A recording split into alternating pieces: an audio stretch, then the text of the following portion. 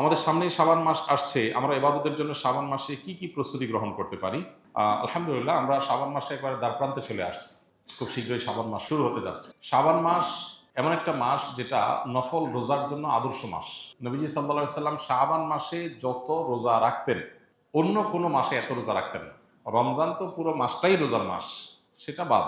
ওইটা বাদ রেখে যদি চিন্তা করা হয় তাহলে অন্য 11 মাসের মধ্যে নবীজি সাল্লাল্লাহু আলাইহি সাল্লাম সবচেয়ে বেশি রোজা রাখতেন, নফল রোজা রাখতেন যে মাসে, সেটার নাম কি? শাবান মাস। সেই মাসটা আমাদের একেবারে দোরগোড়ায় চলে আসছে। এই জন্য শাবান মাসের করণীয় হলো সাধ্য অনুযায়ী বেশি বেশি নফল রোজা রাখা। সাধ্য অনুযায়ী বেশি বেশি নফল রোজা রাখা। আর কিছু পারেন আর না পারেন, সোমবার বৃহস্পতিবার রোজাগুলো রাখেন, আইয়াম বীজের চাঁদের 13, 14, 15 এই 3টা দিন রোজা রাখেন। এর বাইরে পারলে 1টা 2টা রোজা হলেও রাখেন, কারণ নবীজি শাবানের পুরো মাসই প্রায় রোজা রাখতেন। একাদিসে আসছে কানা ইয়াসুমু শাবানা ইল্লা কালিলা। নবীজি শাবানের কয়েকটা দিন, শেষের দিনগুলো বাদে প্রায় সবগুলো দিন রোজা রাখতেন। সেখানে আপনি 1টা 2টা রোজা হলেও রাখার চেষ্টা করেন। এটা হলো শাবান মাসের প্রধান আমল। এছাড়া বাকি রুটিন আমল যা আছে তা, অন্য নামাজে মাসে 5 ওয়াক্ত নামাজ আছে, এই মাসে 5 ওয়াক্ত নামাজ আছে, অন্য মাসে যা যা আছে এ মাসেও তা আছে। এ মাসে এক্সট্রা বলতে একটা জিনিস আছে, সেটার নাম হলো নফল রোজা বেশি বেশি রাখা। এছাড়া লাইলাতুন নিসফি মিন শাবান বা মধ্য শাবান রজনের ফজিলত, সেটাও কিছুটা সাব্যস্ত আছে। যতটুকু সাব্যস্ত আছে ততটুকু এটার গুরুত্ব আরোপ আমরা করবই, কিন্তু এর বাইরে পুরো মাসব্যাপী করার জিনিস একটাই, সেটা হলো নফল রোজা। আল্লাহ আমাদেরকে আমলের তৌফিক দান করুন। কোন এক বড় বক্তা বলেছেন, স্বামী স্ত্রী গোসল ফরজ হলে তারা নাপাক নয়, ইমানদার নাকি নাপাক হয় না। নামাজ পড়ার আগে গোসল করে নামাজ পড়তে পারবে, তার আগে সব কাজ করতে পারবে।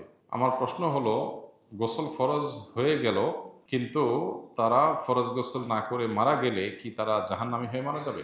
না, জাহান্নামী হওয়া তো সহজ বিষয় না, বা এরকম ঠুনকো বিষয় বা একটা অযৌক্তিক কারণে আল্লাহ তাআলা কোনো মানুষকে জাহান্নাম দিবেন না। কারো গোসল ফরজ হয়েছে, স্বামী স্ত্রী গোসল ফরজ হয়েছে, কারো স্বপ্নদোষ হয়েছে গোসল ফরজ হয়েছে, যে কোনোভাবে গোসল ফরজ হয়েছে। গোসল ফরজ হওয়ার পর পরবর্তী যে নামাজ আছে তার আগে আগে গোসল করা তার জন্য ফরজ, কারণ তাকে নামাজ পড়তে হবে। যদি সে পরবর্তী নামাজ আসার আগে আগে সে গোসল করার নিয়ত ছিল, বাট তার আগে তার মৃত্যু এসে যায়, তার কোনো দায় আল্লাহর কাছে নাই, কারণ সে কোনো অন্যায় করে না। ফরজ গোসল অবস্থায় মারা গেলে তার জন্য কোনো গুনাহ হবে না, তার গোসল তো দেওয়া হবেই। তার নামাজের জন্য গোসল করা লাগতো, সে নামাজ আসার আগে দুনিয়া থেকে সে চলে গেছে, তাহলে ওই দায়ও আল্লাহর কাছে তার আর নাই। হ্যাঁ, যদি এমন হয় নামাজের ওয়াক্ত হয়েছে, ওয়াক্ত অনেকখানি চলেও গেছে, সে অবহেলা করছে, অলসতা করছে, গোসল করার নিয়তি নাই, নামাজ পড়ার নিয়তি নেই, তাহলে তা দায় আছে। আর এর বাইরে এই যে যেটা বলেছেন যে মুসলমান কখনো নাপাক হয় না, না, মুসলমান পাক নাপাক সবই হয়। মুসলমান হলে একেবারে ওই যে খ্রিস্টানদের মতো, যে আমরা খ্রিস্টান, তা খ্রিস্টানরা মনে করে যে তারা খ্রিস্টান হয়েছে, তারা তাদের কোনো পাপের দায় নিতে হবে না, তাদের সমস্ত পাপের দায় তাদের নবী নিবে, এরকম একটা বিশ্বাস তাদের মধ্যে আছে, যার কারণে তারা কোনো পাপ করতে চিন্তা করে না, যা খুশি তা করে।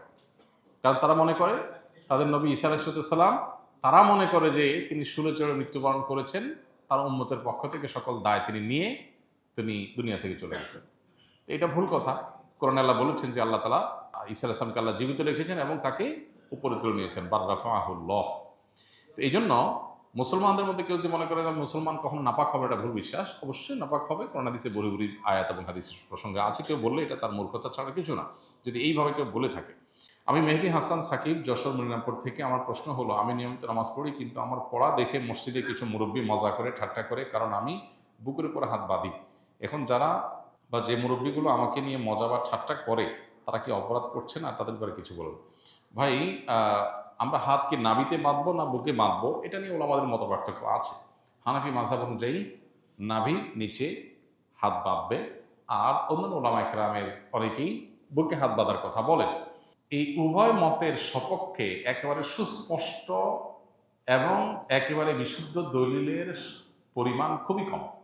এ বিষয়ে যদি আপনি বিস্তারিত জানতে চান, তাহলে সেক্ষেত্রে ডক্টর আব্দুল্লাহ জাহাঙ্গীর রহমাল্লাহ খুব একটা ছোট্ট ছোটি বই লিখেছেন, এবং উনি যেহেতু হাদিস বিভাগের প্রফেসর ছিলেন ইউনিভার্সিটিতে, হাদিসগুলো অ্যানালাইসিস করে তিনি লিখেছেন সালাতে কোথায় হাত বাঁধবেন, ছোট্ট ছোটি বই। এটা পড়লে আপনার কাছে ধারণা পরিষ্কার হয়ে যাবে।